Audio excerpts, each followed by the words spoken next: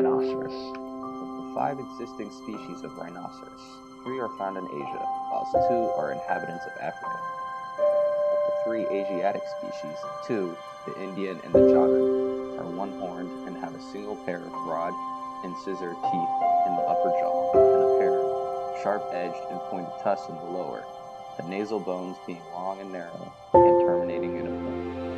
In both these species, the skin is hairless, except for tufts or fringes at the extremity of the tail and on the edges of the ears, and is arranged in shield-like folds over the body. The arrangement of these folds, however, differs somewhat in the 2 species, and the large, round tubercle with which the skin of the great Indian rhinoceros is profusely studded are wanting in the Javan species. The Indian rhinoceros inhabits the terai at the foot of the Himalayan from Bhutan to Nepal, and is said to be very abundant in Assam and the Bhutan Dors. It frequents swampy ground and lives amongst jungles and dense growths of reeds and grass, which attain a height sometimes of 20 feet and cover vast areas of ground in the valley of the Brahmaputra and other rivers. Owing to the nature of the country in which it lives, the Indian rhinoceros cannot often be hunted with much prospect of success, except with the aid of elephants, which sagacious animals are not only employed to carry the hunters, but are also used to beat the great grass jungles in which the rhinoceros lie hidden and drive them towards the guns. Despite its great size and strength, the Indian rhinoceros seems to be regarded as, in general, a timid and inoffensive animal, and even when wounded, it seldom charges home.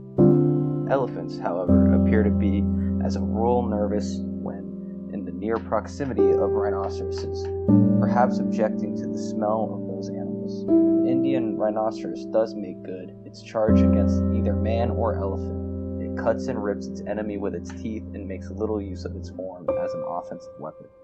The Indian rhinoceros is said to live principally, if not entirely, on grass and reeds. As a rule, it is a solitary animal, but sometimes several are found living in a comparatively small extent of grass-covered plain. Large males of this species will stand from 5 feet 9 inches to 6 feet at the shoulder, and they are enormously bulky. Both sexes carry well-developed horns, which, however, do not usually attain a length of upwards of 12 inches. There is a specimen in the British Museum measuring 19 inches, and it is believed that in very exceptional instances, a length of 2 feet has been attained. The Javan rhinoceros, though it has been called the lesser Indian rhinoceros, is said by a late authority, Mr. C.E.M. Russell, to stand about the same height at the shoulders as the Indian species. It is found in the Sundarbans of eastern Bengal and has been met within the Sikkim Terai and in Assam, ranging eastwards through Burma and the Malaya Peninsula to Sumatra, Java, and Borneo. But little appears to be known of the habitats of the species of rhinoceros. Although it is found in the swampy, grass-covered plains of the Sundarbans, its more usual habitat seems to be hilly, forest-covered country, and both in Burma and Java it ascends to a height of several thousand feet above sea level. It feeds principally upon leaves and the young shoots of trees and bushes. In disposition it is timid and inoffensive. Only the males carry a horn, which, being very short, is a very poor trophy for sport. The 3rd Asiatic species of rhinoceros, known as the Sumatran, is the smallest of all living rhinoceroses.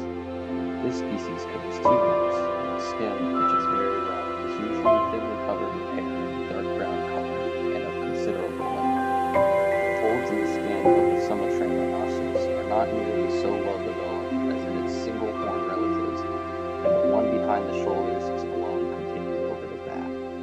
Although furnished with tusks in the lower jaw, the small pair of incisor teeth, which in the 2 other Asiatic rhinoceroses are always present in the front of the tusks, are wanting in the Sumatran species.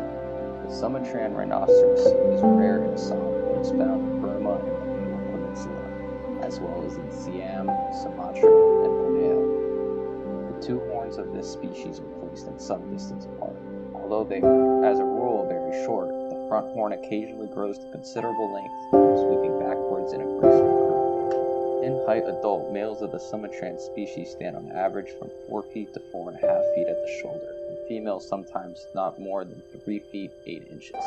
Like the Javan rhinoceros, the Sumatran species is by preference an inhabitant of hilly, forest-covered country and browses on the leaves and shoots of trees and bushes. It is a timid and inoffensive animal, soon becoming tame in captivity. Its flesh is said to be much appreciated by the Dayaks of as its horns are of value for export to China, where they are used for medicinal purposes. It has of late years very much decreased in numbers in the province of Sarawak, but is more plentiful in central and north Borneo. Living as it does in dense jungle, it is an animal which is seldom seen by European sportsmen, and its habits in a wild state have never been yet very closely studied. Turning to the two species of rhinoceros which inhabit the continent of Africa, both are double-horned and neither furnished with incisor teeth, the nasal bones being thick, rounded, and truncated in the front. Both, too, are smooth-skinned and entirely hairless, except on the edge of the ears and extremity of the tail, which are fringed on tops. Of the two African species, the white or square-mouthed rhinoceros is the larger and the rarer. Until quite recently, the range of this huge, ungainly-looking animal, the biggest of all terrestrial mammals after the elephant, was supposed to be entirely confined to the southern portions of the African continent. For although from time to time horns had found their way to Zanzibar, which seems referable to the square-mouthed rhinoceros, the fact of the existence of the white rhinoceros in any part of Africa north of the Zambezi remained in doubt until a female was shot in the year 1900 in the neighborhood of Lado on the Upper Nile by Captain A. Sergeant H. Gibbons, who brought its skin, skull, and horns to England. The fact, however, that the white rhinoceros has never been encountered by any other traveler in Central Africa seems to show that the animal is either very rare in those districts or that it has an exceedingly limited range. In the early years of the 19th century, the square-mouthed or white rhinoceros was found in large numbers over the whole of South Africa from the Orange River to Zambezi, excepting the waterless points of the Kalahari Desert or those parts of the country which are covered with rugged stony hills or dense jungles.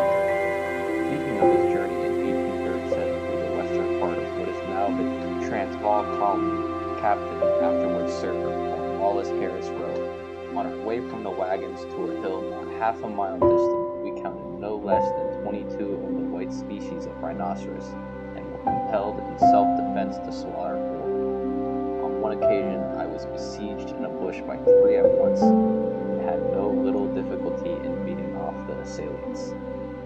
Even so lately as 34 years ago, the white rhinoceros was still to be met with in fair numbers in Ovampoland and other districts of western South Africa, whilst it was quite plentiful in all the uninhabited parts of eastern South Africa from Zululand to the Zambezi. In 1872 and 1873, whilst elephant hunting in the uninhabited parts of Matabeleland, I encountered a white rhinoceros almost daily, and often saw several in one day. At the present time, however, unless it should prove to be numerous in some as yet unexplored districts of north-central Africa, this strange and interesting animal must be counted one of the rarest of existing mammals, and in southern Africa I fear it must soon become extinct. A few still exist among the wild loquat groves of northern Mashonaland, and there also are a few surviving in Zululand. But I fear that even with the most rigid protection, they are too few in numbers to restock the country. They have a better chance, I think, of increasing numbers in Zululand than in Mashonaland, in which latter country it is at present impossible to afford them any protection either from natives or Europeans. A full-grown bull white rhinoceros stands from 6 feet 6 inches to 6 feet 9 inches at the shoulder, and is very massively built, with short, stout legs. The head is very much elongated, and the mouth square, like that of an ox. When white rhinoceroses were still plentiful, very considerable differences were observable in the length and shape of their horns. The anterior horns of full-grown bulls might measure from 18 inches to 40 inches in length, those of cows from 24 inches to 60 inches. The longest horn known, that of a cow, which was brought from South Africa by the well-known hunter, the late Roelane Gordon Cumming, measures 62.5 inches over the curve. As a rule, the front horn of the white rhinoceros curved slightly backwards, but was often straight or bent slightly forwards, and sometimes curved strongly backwards. The posterior horn varied from a few inches to 2 feet in length.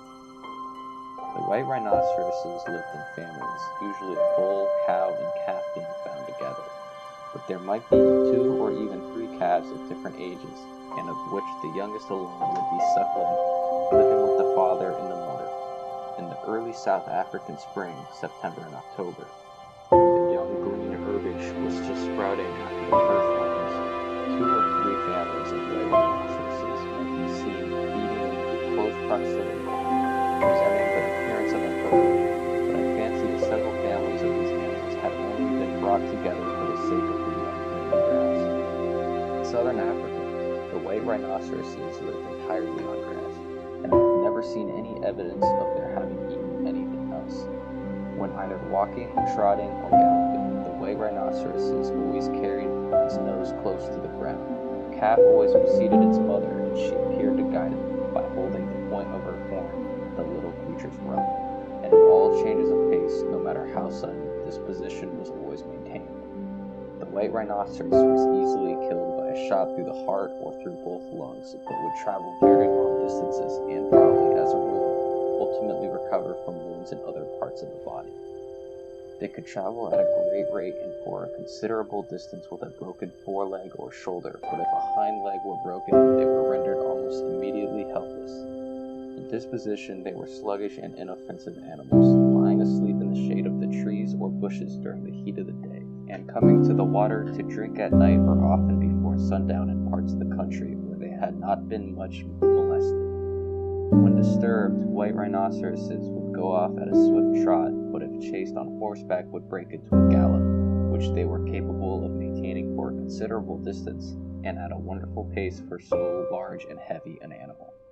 The meat of the white rhinoceros was most excellent, the part in greatest favor amongst hunters being the hump of the back of the neck in front of the shoulder, which was cut off whole and roasted in the skin in a hole dug in the ground. The color of the so-called white rhinoceros is dark gray. The second species of African rhinoceros, which is also dark gray in color, is known as the black or prehensile-lipped rhinoceros. Less than 100 years ago, the range of this fast disappearing species extended from the northwestern districts of the Cape Colony to Abyssinia, and at that time it must have been plentiful over almost the whole of the intervening country. It never seems to have penetrated into the equatorial forest regions of west central Africa, where the climate is probably too damp to suit its requirements, for both species of African rhinoceros appear to like a dry climate, and not to object to very arid surroundings. At the same time, they never wander many miles from a river or pool, and drink regularly every night in hot weather, probably very often a second time in the early morning. In southern Africa, the black rhinoceros appeared to attain to a larger size than in the countries farther north. To the south of the Zambezi, large bulls of this species will stand 5 feet 8 inches at the shoulder, while the height of an adult bull, as taken by Mr. F. Jackson at Naivasha in East Africa, was 5 feet 5 inches, and Mr. A. H. Newman gives the standing height of another adult bull shot by himself still farther north, near Lake Rudolph, as only 4 feet 9 inches. It is now generally recognized that there is but one species of prehensile-lipped rhinoceros in Africa, though the horns, and especially the hinder one, differ in length and shape to such an extent that it was long thought that there were at least 2 distinct species, those with both horns of equal or nearly equal length having been distinguished from the more common horn with a comparatively short second horn, as the Loa, this being the name in the Szechuana dialect, or prehensile-lipped rhinoceros with horns of equal length.